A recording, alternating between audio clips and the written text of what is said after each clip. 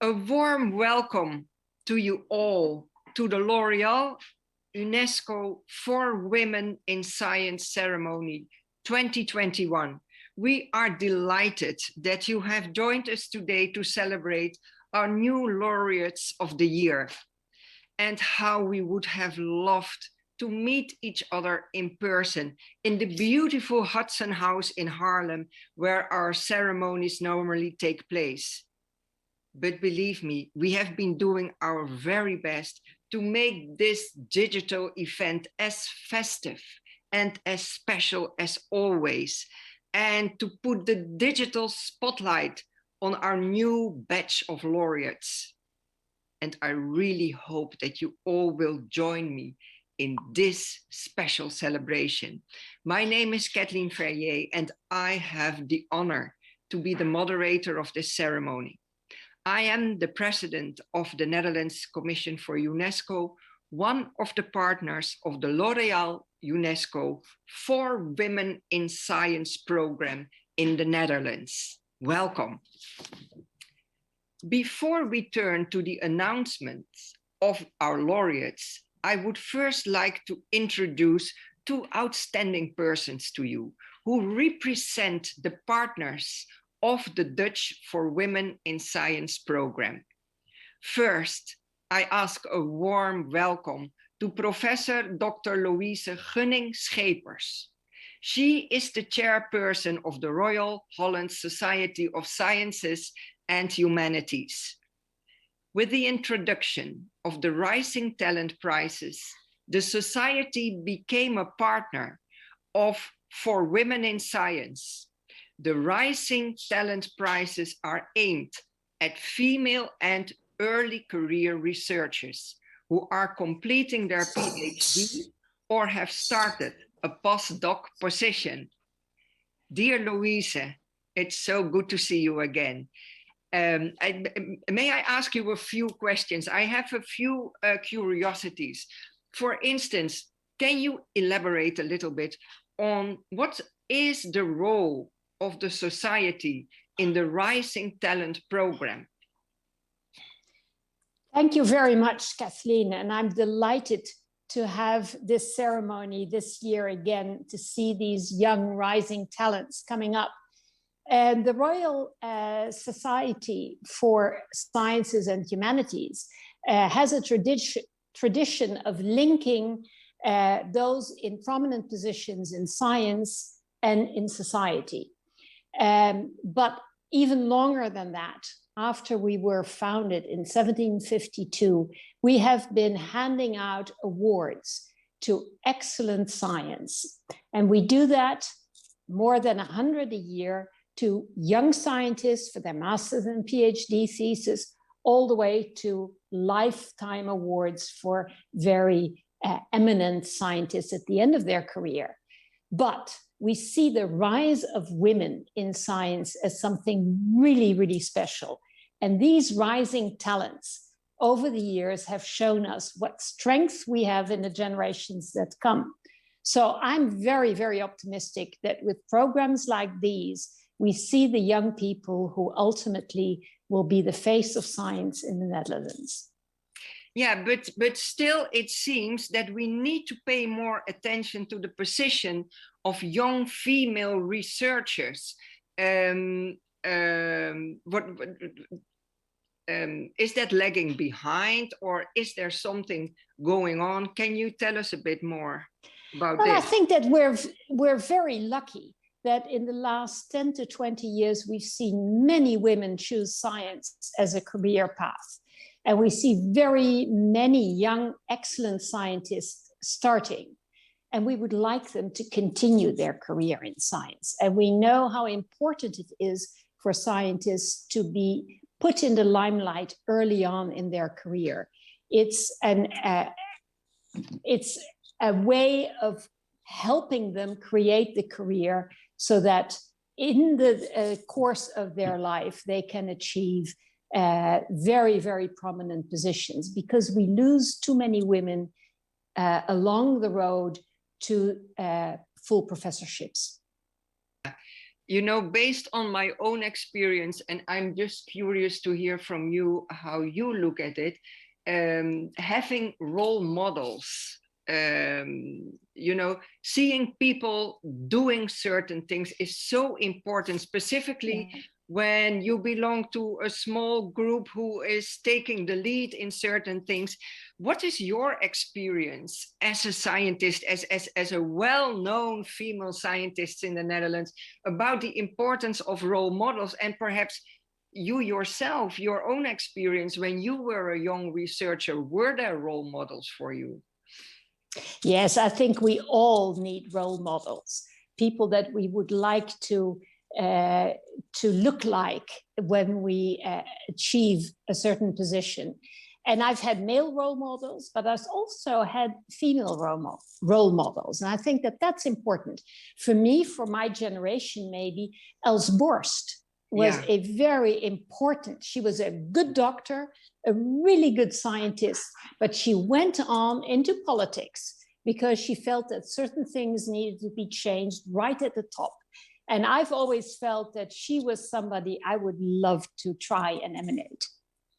Yeah, and when you look at yourself now, Louise, being the chairperson of the society, being visible in Dutch society as a member of various boards and committees, how do you look at yourself as a role model? Do you see yourself as a role model? And how important is it for I you think to that be a role model? Others see you as a role model. What I can do is make time for young women, especially who come with questions. And I've had many that have asked to come and have a cup of coffee, and I've always enjoyed it. But to be honest, I had my greatest moment 2 weeks ago, because my eldest granddaughter decided that she wanted to go and find out whether studying medicine in Groningen, where I studied medicine many, many years ago, was something for her. And to have her coming back to me saying, oh, it's such an exciting thing to think about. I thought, well, if I can be a role model to her, I would be very, very proud. I can imagine, and it's really amazing that you have a granddaughter that is already entering university. You do not look like that, but that is... That's a good thing to have your children young. Yeah, no, but it is wonderful indeed to see new generations moving forwards on paths women like you have been making, opening up for so many. So I really can congratulate you on that, Louise. Thank you for sharing. Thank you very much. Also this personal celebration, I might say. Thank you. Then now, dear friends, I would like to turn to Mr. Jean-Charles Bondy. He is the managing director of L'Oréal Netherlands and of L'Oréal Benelux. Mr. Bondy, I am delighted to meet you. Actually, I don't see you, but there you are, Mr. Bondy. I'm really delighted to see you, as I know that you are so committed to this cause, and that is shown already by the fact that you have been present at the For Women in Science ceremonies over the past year. The partnership we have with L'Oréal is hugely important to us. So as the chair of the Dutch UNESCO Commission, but also as a person, I'm so happy to meet you, that you're with us again at this celebration. Thank you very much. So if you allow me, I would like to ask you a few questions. You know, when I hear L'Oréal, I think of all these wonderful creams and hair shampoos and things. And so can you explain us a bit more how science and L'Oréal are united? What is the link, and what is the value you see there? So first of all, thank you very much, Kathleen, for your very kind words. I'm very honored, and I'm also very happy to welcome all the participants for this afternoon celebration.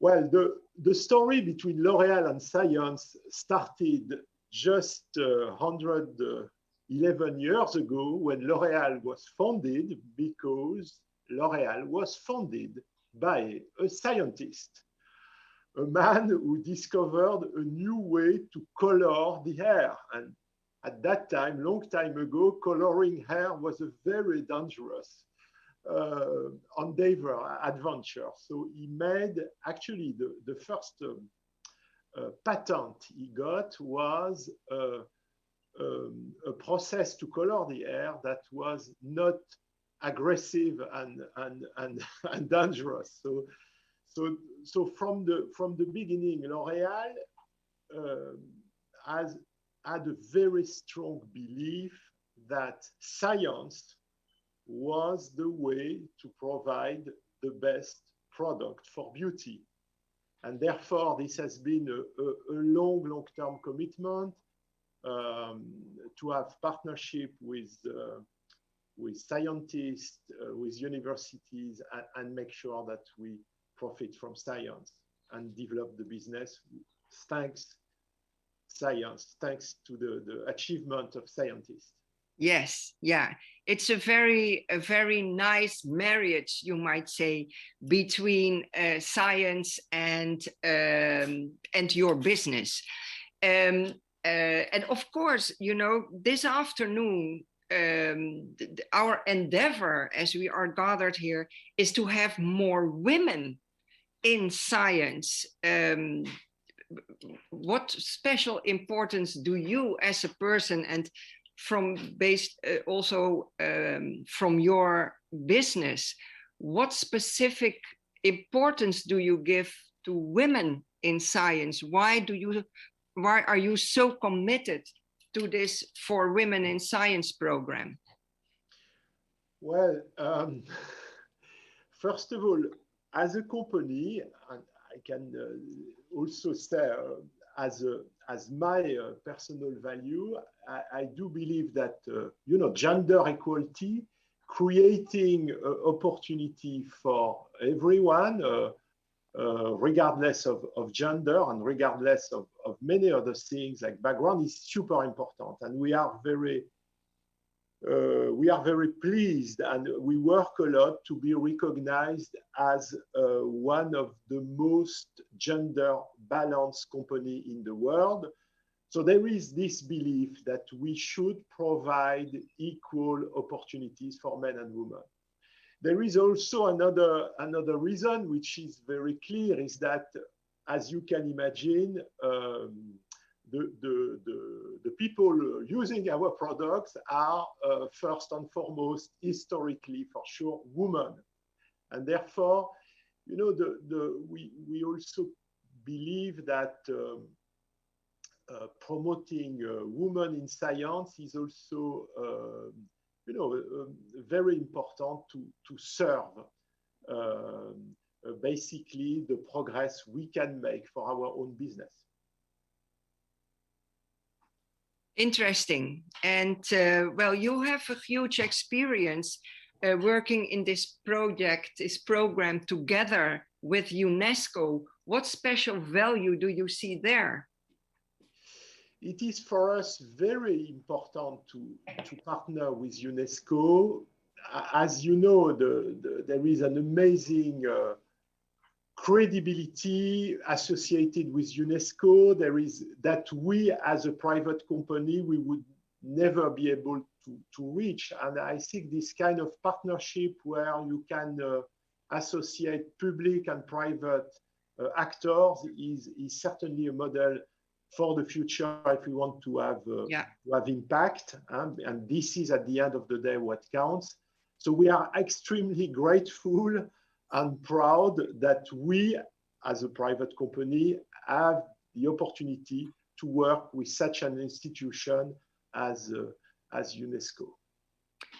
Okay, thank you so much. One final thing, do you have a wish for the laureates this afternoon?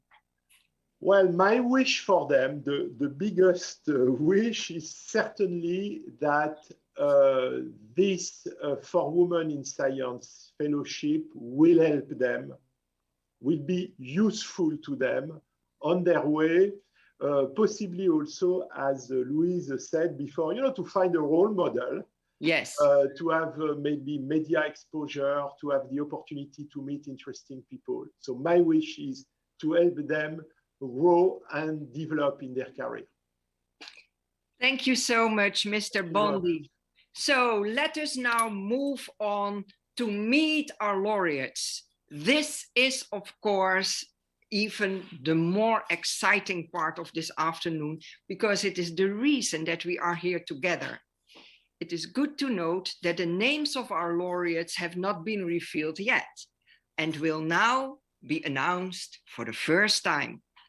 Our rising talents are exceptionally talented young researchers, and we are excited to announce them to you. We will start with a video in which the Rising Talents laureates are introduced. Then I am pleased to give the floor to Professor Carlijn Bouten of Eindhoven Technical University. She is professor in cell matrix interactions for cardiovascular regeneration, and she served on the selection committee of the Rising Talents prizes. Carlijn will announce the runner-up, the number 3, the number 2, and finally, the first prize winner of the Rising Talents 2021. Thank you very much. My name So is I have a Treur, very special... and I'm an observational astronomer and PhD candidate in astrophysics at Radboud University. Mijn naam is Inkjet Allende en ik werk als onderzoeker en docent bij de afdeling ontwikkelingspsychologie van de Rijksuniversiteit Groningen. Mijn naam is Sina Abdurrahman en ik ben artsonderzoeker aan het Leids Universitair Medisch Centrum. Ik ben Lanneke IJsdijk, verbonden aan de faculteit Diergeneeskunde van de Universiteit Utrecht. En daar werk ik als onderzoeker en ben ik bezig met een PhD-traject. Ik doe onderzoek naar immuuntherapie bij gynaecologische tumoren. Dat houdt in dat we kijken naar hoe we het immuunsysteem van de patiënt het beste kunnen gebruiken om de kankercellen op te ruimen. Deze kennis willen we vervolgens gebruiken om nieuwere, betere immuuntherapieën te ontwikkelen, maar ook om therapie op maat mogelijk te maken. We hopen daarmee niet alleen de bijwerkingen te minimaliseren, maar ook de effectiviteit van de behandeling te kunnen maximaliseren. Immuuntherapie is een hele elegante vorm van kankerbehandeling, maar er is nog wel veel onderzoek naar nodig. Mijn onderzoek gaat over de behandeling en de ontwikkeling van angst en depressiviteit. Deze problemen komen vrij vaak voor en ze ontstaan meestal al vroeg in het leven. Ze komen ook vaak samen voor, waardoor we denken dat ze eigenlijk voortkomen uit dezelfde onderliggende kwetsbaarheid. Mijn belangrijkste project op dit moment gaat over de ontwikkeling van zulke klachten bij middelbare scholieren. Een hele belangrijke leeftijdsgroep, omdat dit soort klachten vaak als eerste ontstaan of echt het functioneren gaan beperken op deze leeftijd. We kijken hierbij ook vooral naar de mogelijke rol van de school bij het voorkomen en verminderen van deze klachten. We zien namelijk dat scholen steeds vaker geconfronteerd worden met angstige of depressieve leerlingen en vaak niet zo goed weten hoe ze daar het beste mee om kunnen gaan. Het doel van dit project is daarom ook echt om niet alleen nuttige wetenschappelijke kennis te genereren, maar ook om deze scholen praktische handvaten te bieden om met zulke leerlingen om te gaan. Supermassive black holes produce highly energetic jets of plasma, of hot gas that pierces through entire galaxies and even galaxy neighborhoods. It is the most energetic and powerful process in our universe, but we still don't really understand how that happens.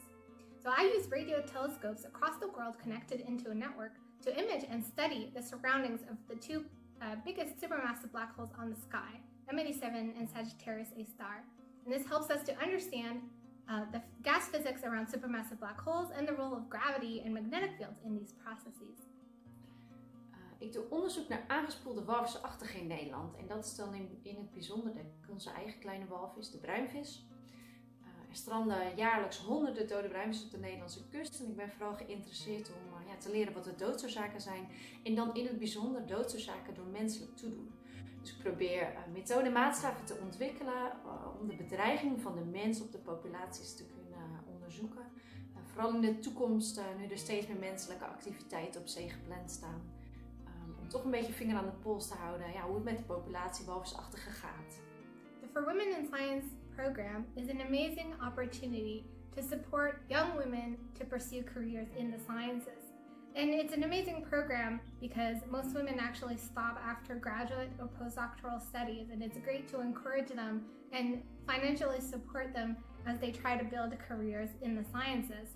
It's also especially wonderful that L'Oreal is supporting showing more female role models as scientists and show, young women and young men growing up that scientists can look very diverse and that women can be scientists too. En ik vind het heel mooi dat er met dit soort initiatieven aandacht is voor de representatie van vrouwen in de wetenschap. Ik denk dat het heel belangrijk is dat nog altijd gestimuleerd wordt en ook gefaciliteerd wordt dat ook vrouwen de wetenschappelijke ladder kunnen beklimmen. En ik denk dat de For Women in Science daar zich enorm voor inzet. Ik heb zelf het geluk dat ik in een veld werk met relatief veel andere vrouwen, waardoor ik mij als vrouw altijd wel thuis heb gevoeld in het onderzoek. Maar tegelijkertijd zie ik ook wel dat vrouwen nog steeds vaker dan mannen aanlopen tegen bepaalde praktische obstakels. Bijvoorbeeld de hele lange tijdschema's voor beursaanvragen, waardoor iets als een zwangerschapsverlof eigenlijk altijd heel slecht uitkomt. Het kan daarom voor beginnende onderzoekers moeilijker zijn om hun carrière voor te zetten. Daarom ben ik blij met een initiatief zoals de For Women in Science prijs. Ik ben vereerd om erkend te worden als Rising Talent in de For Women in Science. Ik vind het geweldig om deze prijs te mogen ontvangen. Dat is natuurlijk een hele eer. Voor mij is de For Women in Science prijs in de eerste plaats een hele mooie erkenning van het belang van het onderzoek dat ik doe en van de problemen die ik onderzoek. Het is daarnaast ook een waardering voor het werk dat ik de afgelopen jaren gedaan heb en voor mij een stimulans om dat in de komende jaren voor te zetten. I'm really honored to be the winner of the L'Oreal Netherlands For Women in Science Rising Talents Prize. It really is such an honor, and I'm so grateful to have my research recognized in this way. It is an amazing opportunity. Thank you so much.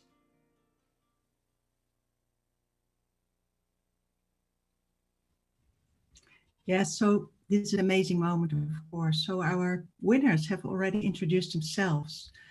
And it's an honor for me to tell a little bit more about them and give them a laudatio and give them actually words of honor. But I would like to outline this. This is, of course, a very different situation than we normally would like to have, where I could shake your hand and congratulate you in person. As a token of appreciation, you already received a little present from L'Oreal, and you also received a certificate that I'm happy to, if you can show it to us when I address my laudatio to you. I also got my champagne. I don't think you can see it on this screen, but I will have a toast to you at the end of the day and really celebrate your career.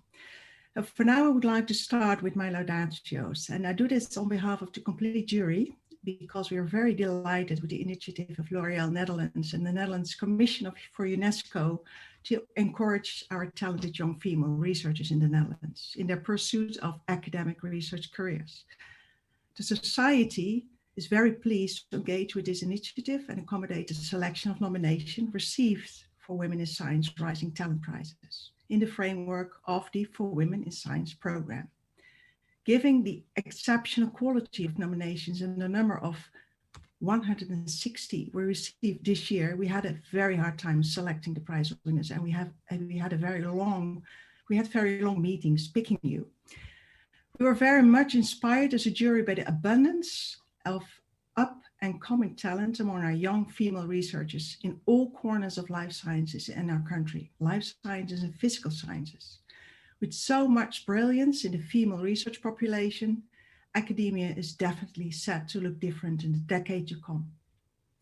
All candidates, 116, showed great promise for the future in pushing the boundaries of our current knowledge and creating a better world. Now I would like to address first my honorable mention to Lonneke IJsseldijk, who is a marine biologist at the University of Utrecht. Lonneke, I hope I may address you with your first name. The jury was convinced that you deserve this special prize because of your tremendous ambition, your drive and dedication to use your scientific talents and a variety of skills to understand and protect the health and well-being of marine mammals, in particular the harbor porpoise, or the bruinvis in Dutch.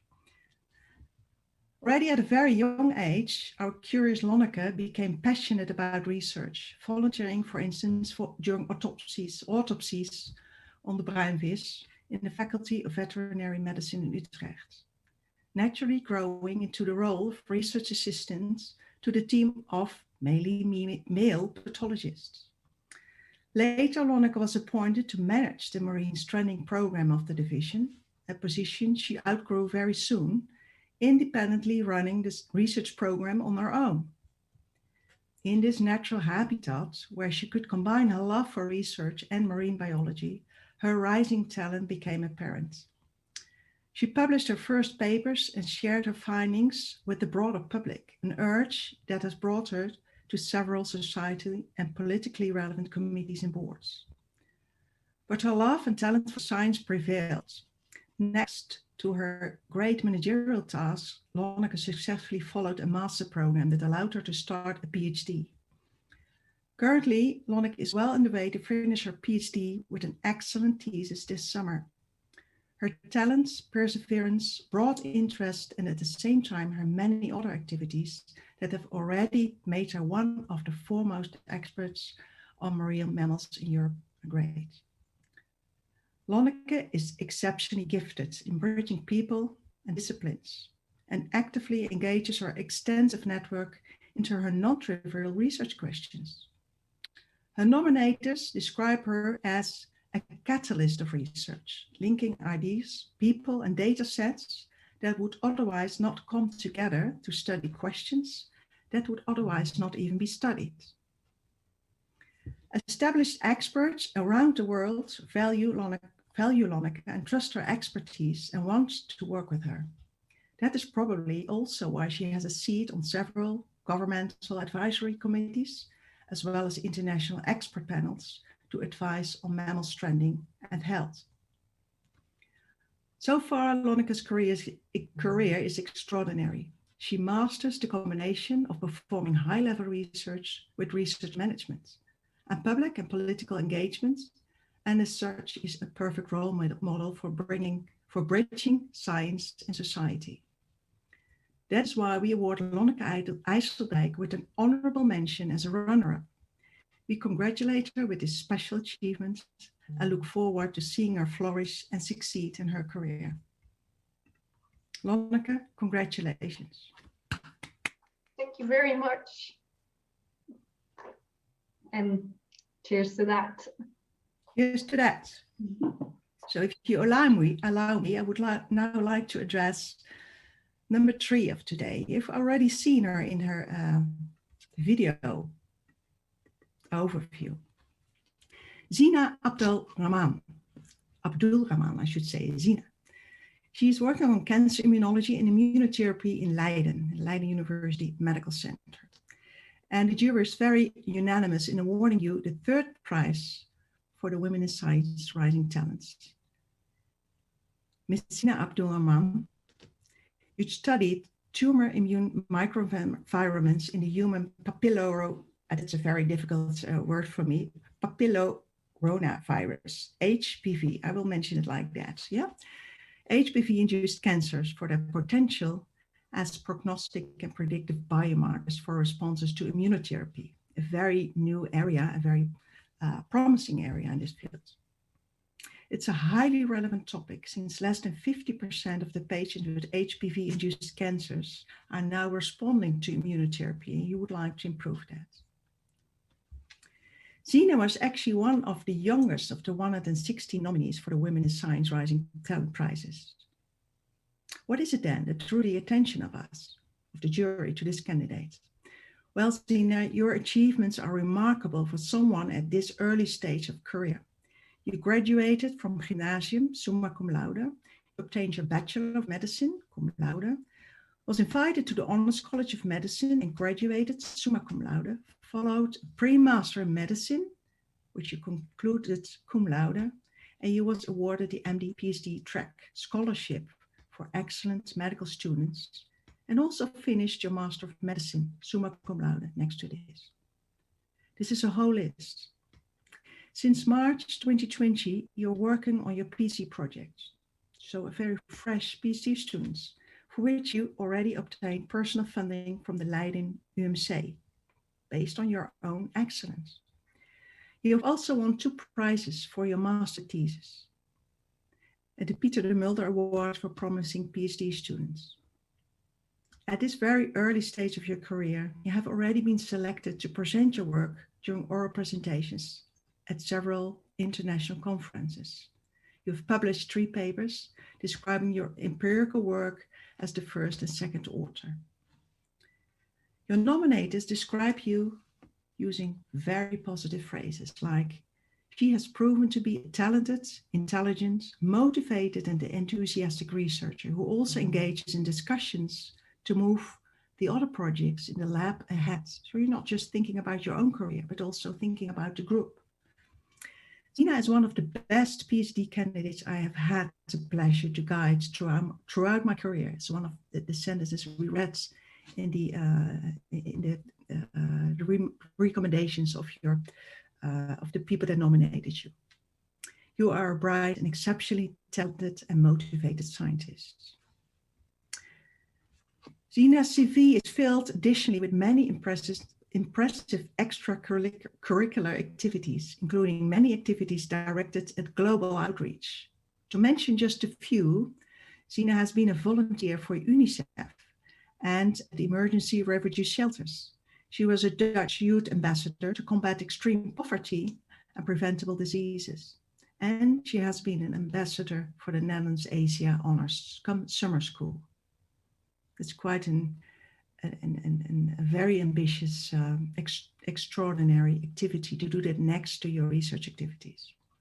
I want to conclude with another citation from one of the recommendation letters. Sina is an excellent role model for other young female scientists. And we just spoke about role models. I hope you will be one throughout your career. Congratulations, Sina. Thank you so much. It is a true honor to receive this prize, and I will try my utmost best to represent us females in science the best way I can, and to be a positive role model for all. And do your best for science. I think you will be an asset to our field of science. So now I would like to address for the second prize Inkjet Allende, who is working in Groningen in psychiatric epidemiology. She already presented herself during the video. Imke, another remarkable female researcher to receive the second prize today. Imke's expertise lies in psychiatric epidemiology, with a particular focus on depression and anxiety. The focus of her thesis, which she defended in 2018 cum laude after only 3 years, was to describe the evidence base of several of the most commonly used interventions for anxiety and depression, and the biasing role of the scientific journals in this. Her message is clear. We need to take a broader perspective in psychiatry and employ a transdiagnostic and lifespan-oriented approach. As the internalizing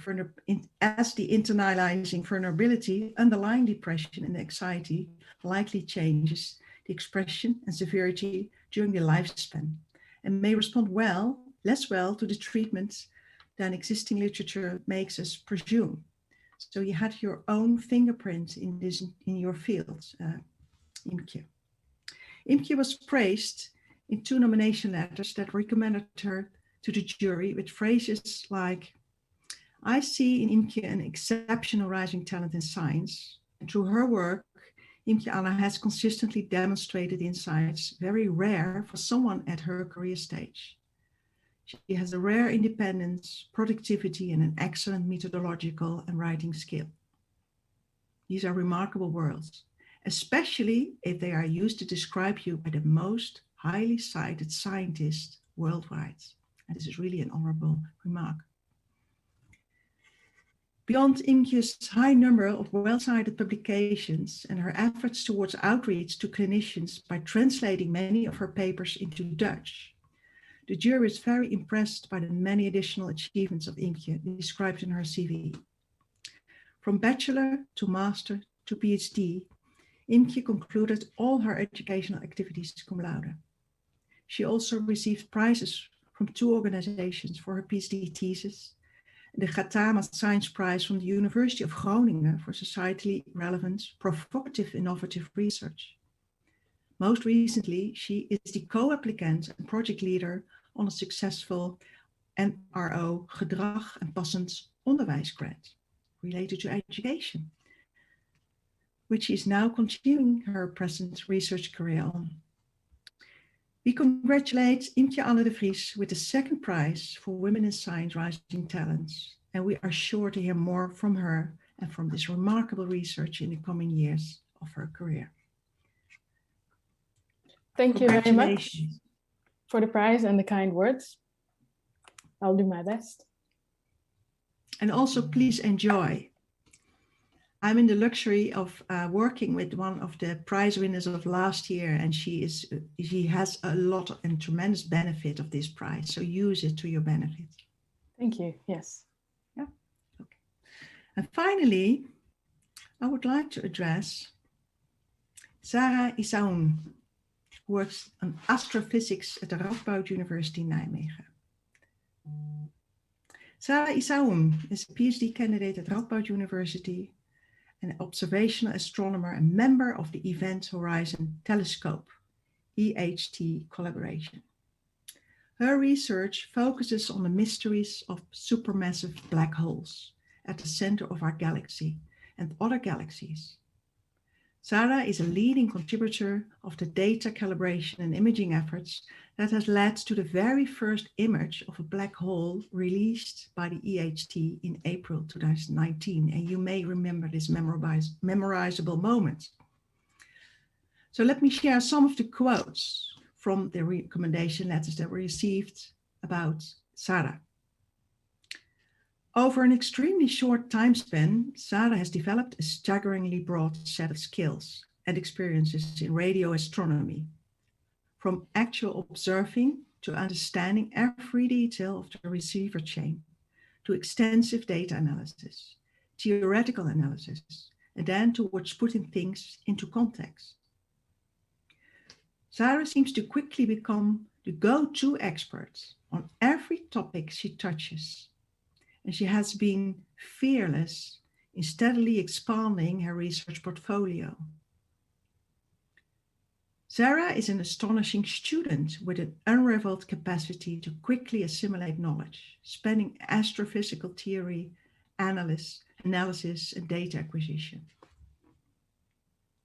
And finally, we read, "It's totally beyond me how a single PhD student can achieve so much and excel even more at the current stage of their career." Sarah, listen well. Such praise from very seasoned senior expert in the field really counts, and there's a lot more. In an incredibly short term, she mastered the subtleties of a complex data processing and analysis procedure of the Event Horizon Telescope collaboration. Already in the very early stage of her PhD research, Sarah single-handedly improved the calibration procedures to the extent of establishing new standards for the entire collaboration team. She is described as the person with all the answers about the EHT data, being on the pulse of every aspect of the project, from details of anomalies during the observations to the calibration procedures. For a young graduate student just joining the project, to manage that level of disparate information and command that level of respect from the colleagues speaks to her incredible aptitude and authority. Naturally, Sarah has raised high expectations for her own groundbreaking PhD research on the supermassive black hole at the center of the Milky Way. Sagittarius A. It's a completely different field for me, but it sounds fantastic. Her work is poised to become central to revealing the properties of this enigmatic black hole and in understanding the interplay between black holes and their environments. She's finishing her PhD research well within the allotted time and expected to defend her thesis in August. While being on track for a remarkable thesis, she is also one of the most active and selfless contributors of the collaboration. Sarah is described as a fearless leader and rising star, literally, within the astrophysical community, as well as a constant force for fairness, diversity, and inclusion within the collaboration team. Moreover, Sarah is a passionate science communicator, feeling a great responsibility to share knowledge and experiences beyond her immediate scientific community. She's able to explain the most difficult theoretical material with such a sense of enthusiasm, passion, care, and humor that her audience understand what she has to say and leaves with a smile. Given her outstanding achievements, it comes as no surprise that her talents have not gone unnoticed. Sarah received a range of scholarships, stipends, awards, medals, and other signs of recognition of her extraordinary performance, including a sub-millimeter array postdoctoral fellowship with the Harvard-Smithsonian Center for Astrophysics. We are delighted to award the first prize for the Women in Science Rising Talent to Sarah Isan, and we wish her success in her future research career. Sarah, congratulations. I'm very curious to what you have to say to us. Thank you very much, and thank you for this amazing prize. So I'll talk a little bit about my research now and tell you a little bit more about everything that's been said, which was extremely generous. So you're probably familiar with this image here. This is the first image of a black hole that we released as part of the Event Horizon Telescope in April 2019. So if you look at this image, you will see, there's a dark patch in the center, which we call the black hole shadow. And around it is this bright ring of light that is from a glowing hot gas that is spinning at incredible rates and heated up to billions of degrees because of the strong gravity of the black hole and the speed at which it orbits. And the black hole itself resides in the center of the shadow here. This image was incredibly difficult to get. It was a decade-long effort to build the telescope, which we call the Event Horizon Telescope. We linked together about 8 different stations around the world to synthesize a computational telescope just by having each telescope record data at exactly the same time and then combining them all together later. We essentially freeze the light that arrives from the black hole at each telescope and then replay it back and combine them all together to form a telescope the size of the Earth. Now, this entire process was very difficult, and I had the opportunity to be at one of the telescopes when we took the data to make this image. And I worked a lot on trying to improve the calibration process of this telescope in order to make its observing and collecting of the data as optimal as possible. I also worked on the data calibration efforts to understand every single part of our instrument that can actually contaminate the data. Because the signal from the black hole comes from 55 million light years away, it is very weak. And so there's a lot of noise and a lot of difficult technical issues that can contaminate our data and cause false signal. And so we want to make sure we understand every single part of our experiment, of our instrument, in order to remove all these effects. And then we're left with the signal from the black hole. So about 1.5 years of my work as part of the Event Horizon Telescope was spent on doing that. After we understood the data very well, we went on to develop techniques to make images of black holes, where I led one of the 4 teams that worked on making the first images of the black hole in M87. After that, of course, we had a lot of work to understand our image and make sure that we present it to the general public in a way that people understood it. It was an amazing opportunity that the general public had such an amazing response to this image. After our release, we worked on a second project, which led to this other image, which this is actually from the Volkskrant on March 25th, just last month. This image is M87, but seen in polarized light. And what polarized light tells us is that there are light waves that have a specific direction, because this direction is linked to the magnetic fields around the black hole. So we were able to learn about black hole magnetic fields for the very first time, so close to a black hole with the Event Horizon Telescope. And I worked also on the data calibration and imaging for that data as well. Now, because the EHT looks at the black hole so close to it, we only see mostly effects caused by gravity. This shadow and ring around it is mostly caused by the strong gravitational pull of the black hole. So in order to understand how black holes work, the EHT alone cannot answer all questions. And black holes emit light not just in radio, which is what we observe with the EHT, but in all wavelengths of light. They emit light in visible, optical light, X-ray, infrared, ultraviolet, and so on. And so by working with other wavelengths of light, with other observatories, we can piece together the entire story of how black holes work. So what I'd like to do with this prize is build connections with other observatories in order to connect what we know with the EHT, what we learn from our data, and connect with what other observatories and other partners learn from their data at other wavelengths, and together piece together the entire puzzle of how supermassive black holes work. Thank you. Thank you so much, Sarah, for your words. And let me congratulate all the laureates of this afternoon. It's really so impressive to hear your stories, to hear your vision. And Carlijn, thank you so much for speaking out the laudatio and introducing these exceptional women, young women to us. To you, Sarah, if you allow me, just one question. What does this prize mean to you personally? Yes, first of all, I think it's an amazing recognition of my research. And of course, it feels very validating as a scientist to feel valued for the research that I'm doing. Of course, being a researcher is not easy, and we often run into dead ends, and sometimes we're not quite sure we're chasing the right thing. And so it's a huge honor to be able to be recognized in such a way. And also being a woman in science, and particularly, an immigrant woman, is not an easy thing to be, especially in a field like radio astronomy, which is mainly white male dominated still. It feels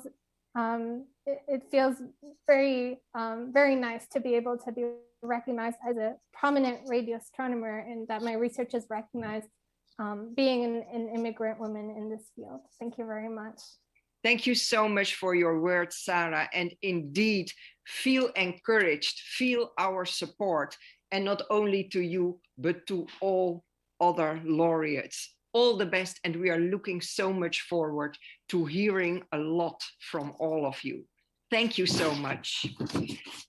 And then we move on to the next part, you might say, in our program. As we all know, and like Sarah was already saying, it is still not easy to be a woman in science. So we find it very important to connect female researchers. And we have in this afternoon, of course, the prizes for our young talents, but we also offer fellowships to female researchers that are somewhat further in their academic career. And the two fellowships that we award each year are for female researchers in the life sciences who are between 3 to 10 years after the completion of their PhDs. It is our goal to connect our fellows with our rising talents, to encourage them, to build like a community of female researchers who understand each other, who can be like mentors to each other, who can create a network and can be a role model to each other. So we expect that the rising talents can draw a lot of inspiration from being connected to our fellows and vice versa. And we do really hope that today, this special afternoon, can be like a start of this alumni network, this community of female scientists who inspire each other, and an ongoing exchange and knowledge sharing among our laureates. So Having said that, we will now turn to the second highlight of this afternoon, and that is the awarding of the 2 NIAS Fellows. And I'm very pleased for this to introduce you 2 members of the NIAS Fellowship Selection Committee. First of all, Dr. Melanie Peters. She is the chair of the selection committee. She is the director of the Rathenau Institute, and she is a member of the Netherlands Commission for UNESCO. Professor Dr. Angela Maas is professor in women's cardiac health at Radboud University, and currently she serves as the Dutch woman representative to the United Nations. She was a board member of the Dutch Network of Women Professors in the Netherlands, and in that capacity has served on the selection committee for many years already. Mrs. Peters and Mrs. Maas are not only 2 members of our selection committee, they also represent 2 partners of the Dutch for Women in Science program, the Netherlands Commission for UNESCO, and the Dutch Network of Women Professors. Unfortunately, Melanie cannot be with us this afternoon, but Angela is here. And before she takes the floor, we are going to have a look at a small video of laureate number 1.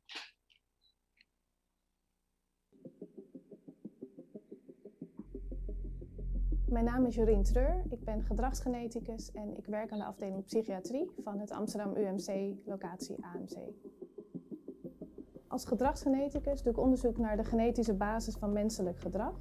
Daarvoor analyseer ik gegevens van zeer grote groepen mensen en ik probeer met statistische modellen om belangrijke complexe vragen over gezondheid en gedrag te beantwoorden.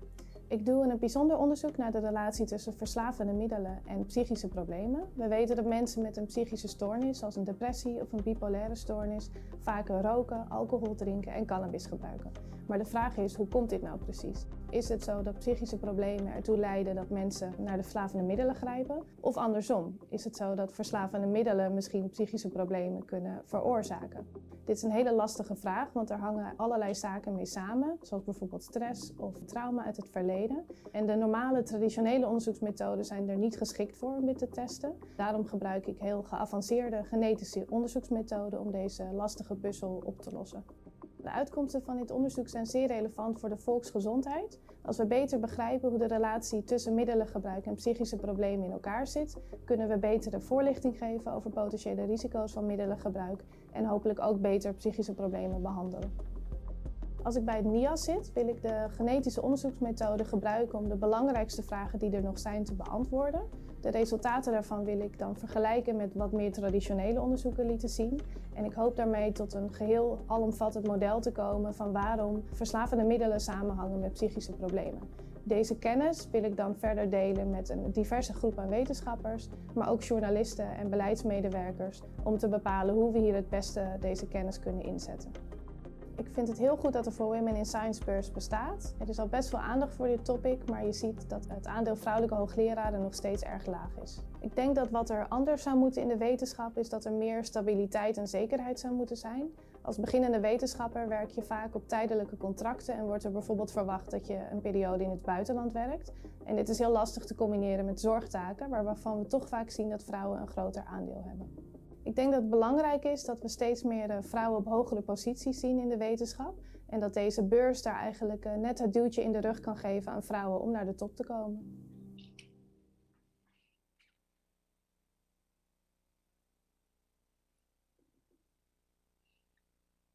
Angela, mag ik jou het woord geven? Yeah, thank you, Kathleen. It was an honor to serve again in this committee on behalf of the Dutch Society of Female Professors. It was a difficult task this year because we had the quality of the applications was very, very high. So in the committee we had a lot of discussions, but there were 2 applicants. One of them we just saw, Jorien Treur, and the other one we'll see soon, who were the most excellent and who are also very suited to work further in their research line at the NIAS in Amsterdam. So, well, Jorien, we just saw her. She has a very interesting subject of research. It's very actual about substance use, misuse, and psychiatry problems. It's a very big problem also in our country.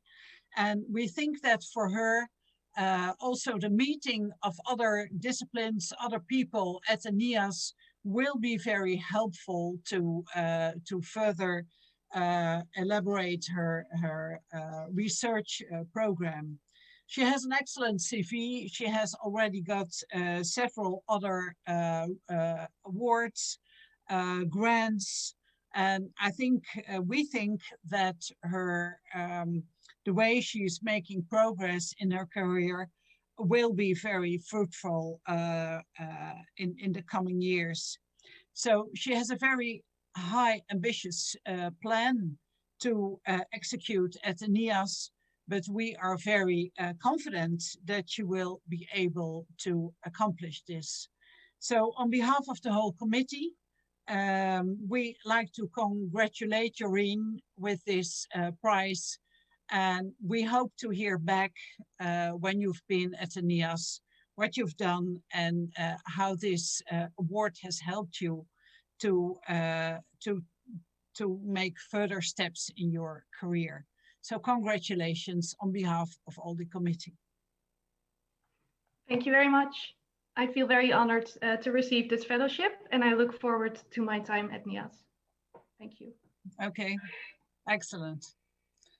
So I think we'll go on to the second awardee and see the movie that has been prepared. Is that correct?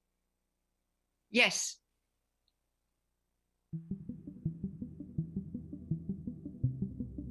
My name is Rios, and I'm a principal investigator at the Princess Maxima Center, which is a unique center with the bold mission to cure every child with cancer. And I strongly identify to this mission because it's very important to make bold steps to drive science forward.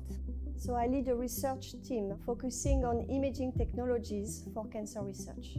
And I also lead the imaging center of the Princess Maxima, which allow us to share our expertise and passion for microscopy with the other researchers of the Princess Maxima.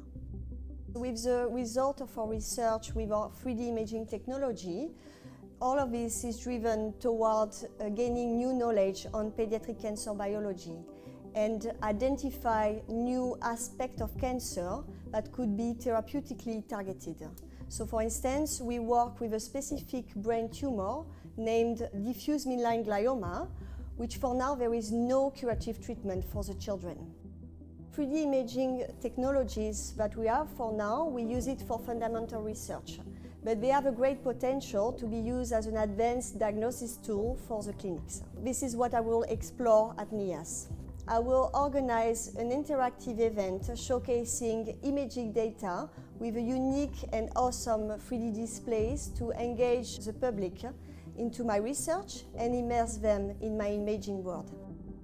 For me, it's an important recognition of being an advocate for women in science. What needs to change is that we need to empower women. And one way to do it is by sharing our challenges and insecurities that we face while pursuing a scientific career. Having such a genuine dialogue within the scientific community will help make leading role in science more attractive and reachable to the youngest female talent. So with my heart in science, I would like to thank L'Oréal, UNESCO and NIAS for giving me a voice for women in science. Well, thank you, Anna, for this very nice introduction.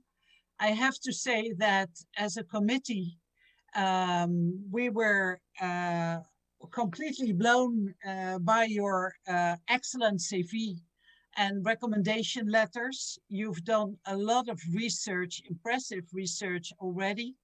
You have several other awards, huge grants already, and we were a bit amazed that you weren't a professor already. So we think that your very advanced research, your novel input in the research for children's cancer, also to ask input from the community at the NIAS, that this will be very interesting and well, also important for all children that in fact you are working for. So this 3D imaging is very innovative, and this may be a real clue for new developments also for those children who still at the moment don't have a good perspective.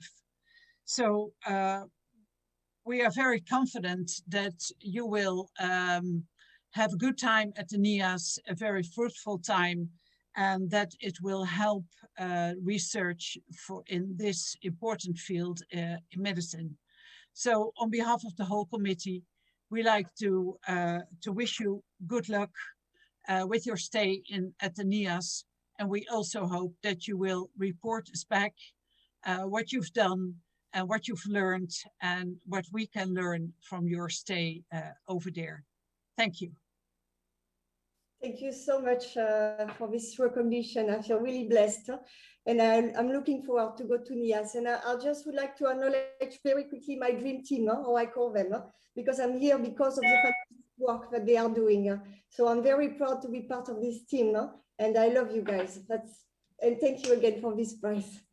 Thank you. Thank you so much. Wonderful, Anne. Thank you so much. Congratulations, Jorien and Anne, for becoming the fellows. Congratulations, the NIAS fellows. And thank you so much, Angela, for giving us an idea of these really inspiring, excellent young women who are so brave to investigate these fields that are so hugely important for the whole of humanity. So thank you very much. Jorien, if I may ask you just one short question. I was really triggered and enthusiastic about what you said about how you want to reach the top. You will not be satisfied with the middle. No, you go for the top. And I encourage that. I find it so important, this attitude. What would your being in NIAS, being a fellow in NIAS, what would it mean to you? What do you expect from your being a fellow in NIAS for reaching the top? Thank you very much. Well, I think that the topic that I study is actually very important for the whole of society. So substance use is obviously very prevalent, and mental health problems is also becoming increasingly common, actually. So I think that my topic is something that's very important for the whole of society. But my work normally is very data-driven and quite empirical. And I think that at the NIAS, it's the perfect opportunity to interact and discuss these ideas with researchers from different fields, but also with maybe even artists are present there. So this will hugely increase the impact of my work, I think, and also help to set this topic on the agenda higher, and thereby also help me reach a higher level, hopefully, with my work. Yeah. Reach for the top, always, Jorien. Fantastic. Yes. Can I also ask you a question, Anne? You know, I was impressed by what you said about bold steps that are needed in science. And I think certainly in the very challenging field that you are investigating, Anne, these bold steps that are necessary. Do you experience as a woman, perhaps, certain obstacles that perhaps being a fellow of NIAS might help you to overcome. Could you elaborate a little bit on that, Anne?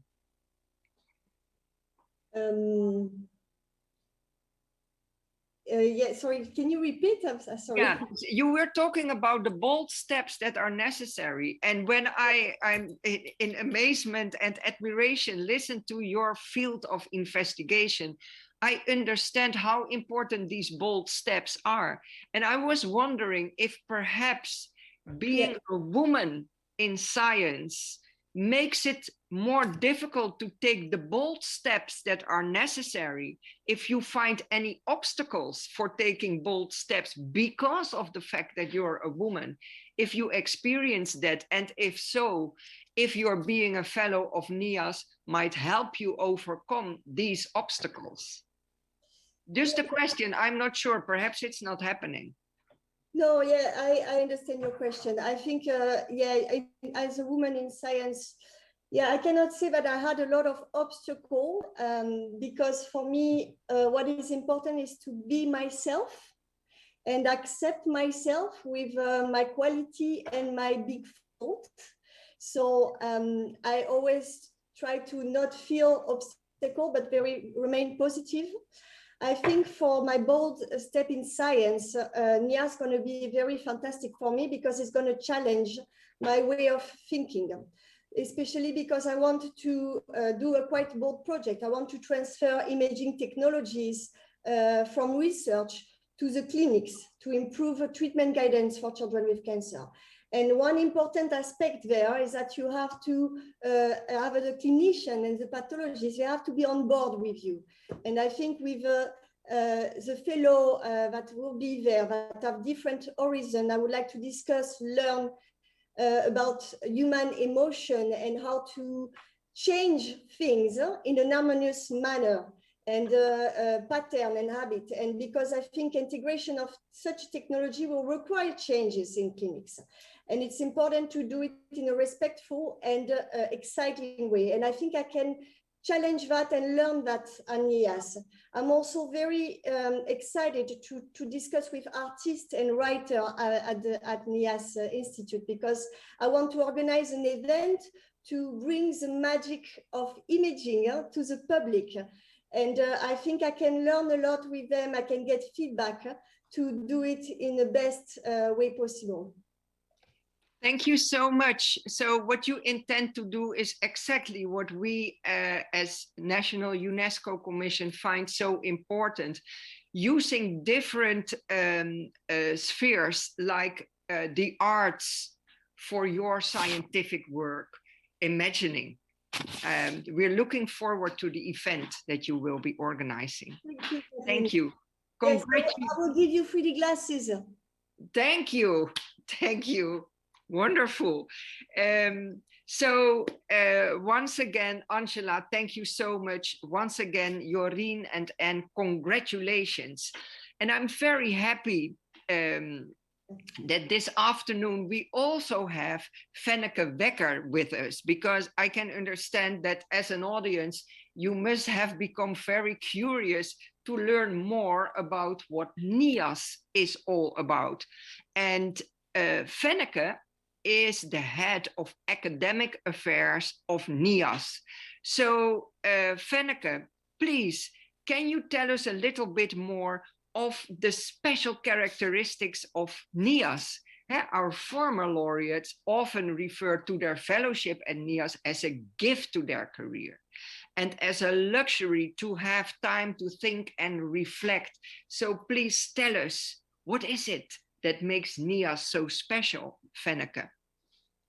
Thank you so much, Kathleen, for introducing me, and thank you all for organizing this wonderful event. I'm thrilled to see the laureates today, to meet you in person, although it is on screen. And congratulations with your awards. Yeah, so NIAS stands for Netherlands Institute for Advanced Study. And we are, since 2019, based in the center of Amsterdam, before NIAS was located in the dunes in Wassenaar. And the whole idea of an Institute for Advanced Study, so we're not the only one in the world. The first Institute for Advanced Study was established in Princeton during the Second World War. And the whole idea of such an institute is to really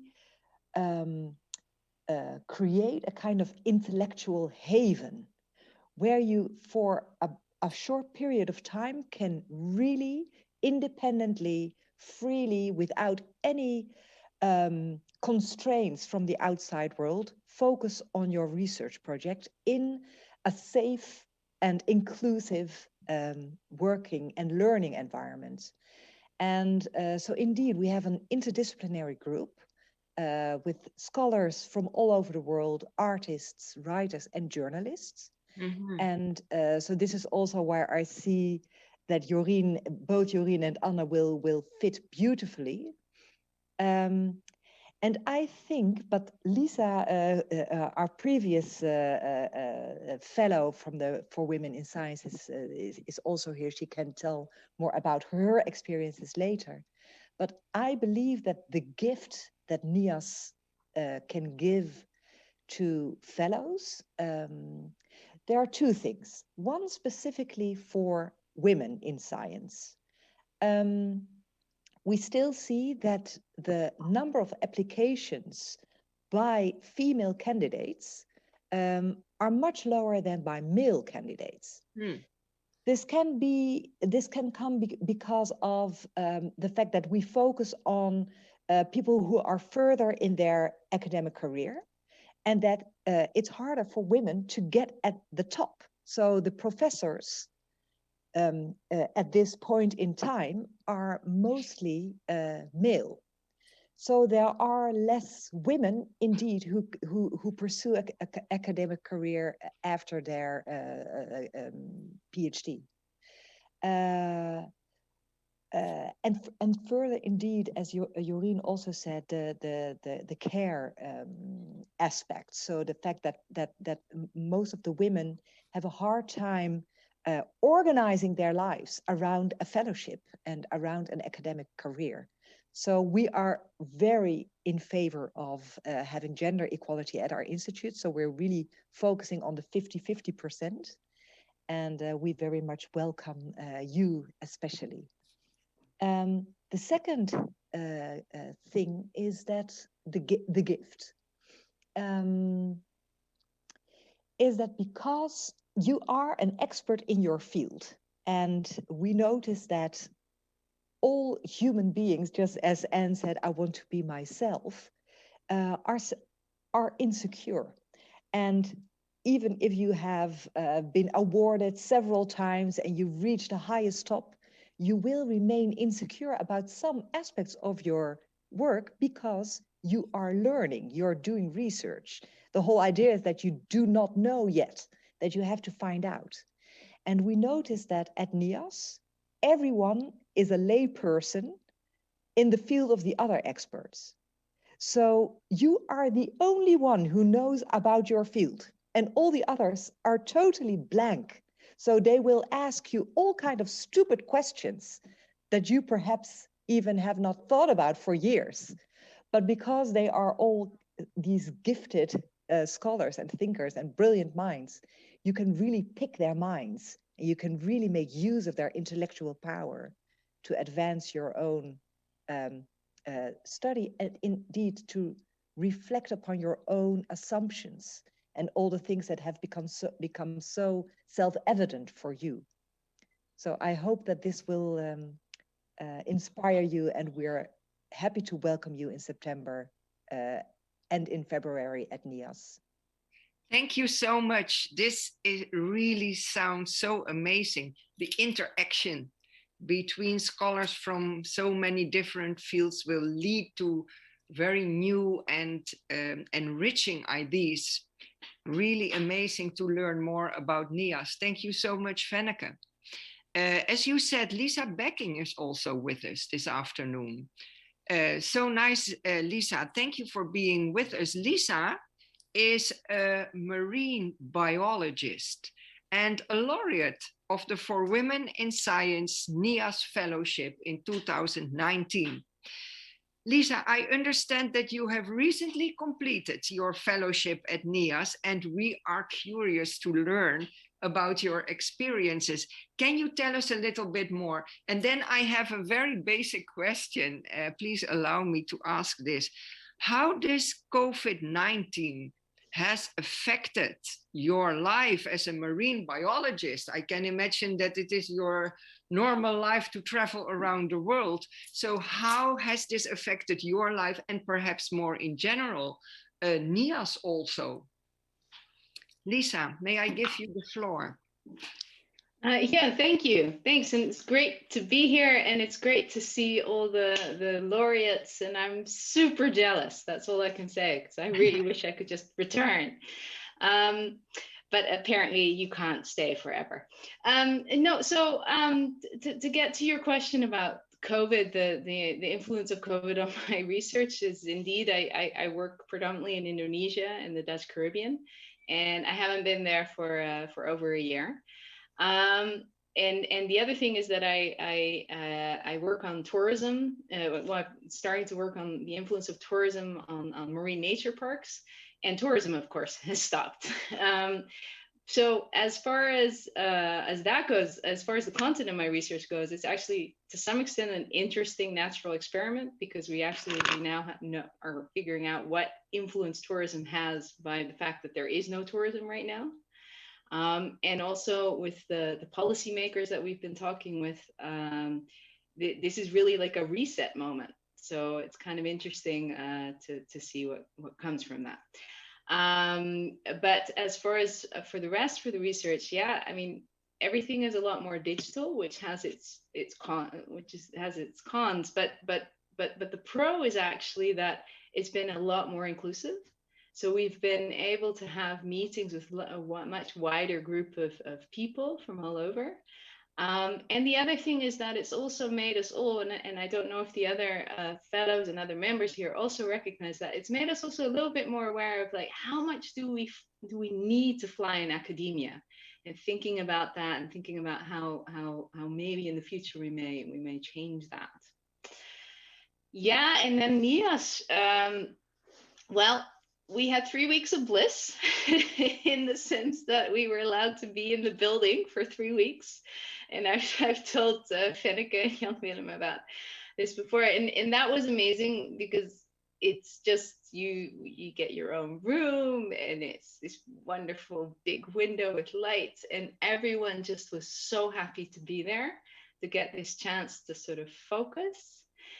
And I gotta also say, I mean, Fenneke and Jan Willem, I mean, you guys in the team really create this atmosphere of inclusivity, as you indicated, but also trust. And it's just really like you feel very welcome, and everyone feels very welcome to also just ask and deliberate. And the lunches. I mean, the lunches are, if I can give, I mean, I have many tips for you guys, but if I can give you one tip, go to every single lunch. Because every lunch you have a different conversation, and it's a different adventure in another discipline.